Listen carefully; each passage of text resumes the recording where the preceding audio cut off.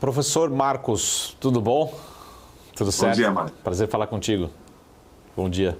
O professor, o Felipe está nos alertando aqui na tela, né? A gente sempre falava aqui um pouco sobre preço de ações, né?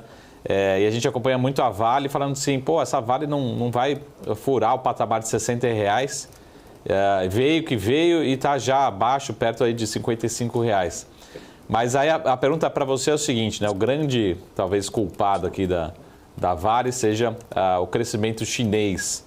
E essa é a minha dúvida com você, que acho que traduzindo aqui um pouco para os nossos investidores, espectadores, né?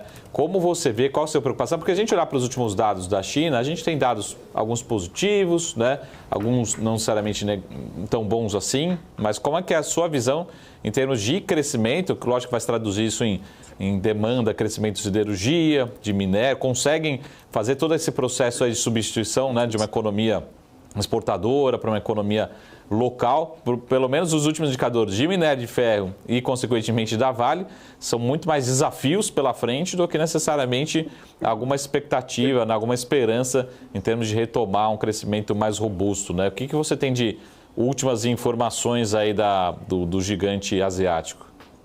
Não, Saravali, é um fato de que a China tem sido afetada pelo processo de crescimento global. Não é? Se nós lembrarmos, a União Europeia era o grande comprador de produtos chineses e era uma das molas propulsoras nesta teoria, nesta perspectiva de uma economia baseada no modelo de exportação.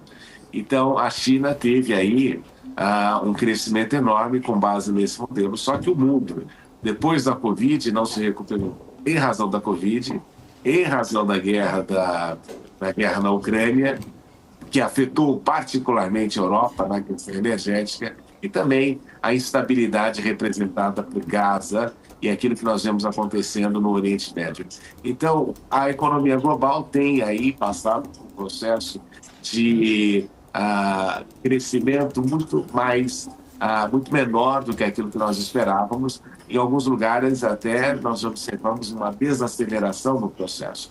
E a China, que baseou o seu processo, o seu modelo de crescimento durante muitos anos na questão exportadora, também ressente o fato de que o mundo não está crescendo da maneira que vinha no passado.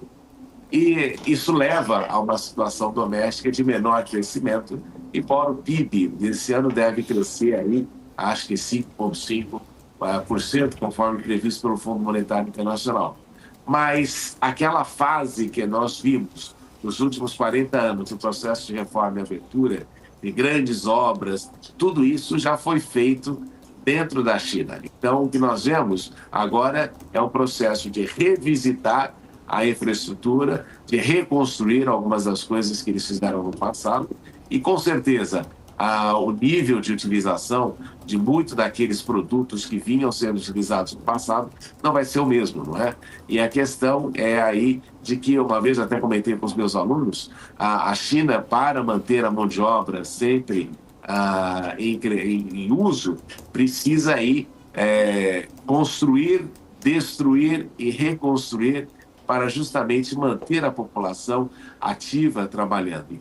E necessariamente este processo faz com que a construção civil e qualquer coisa que utilize as matérias-primas que nós exportamos também sejam afetadas.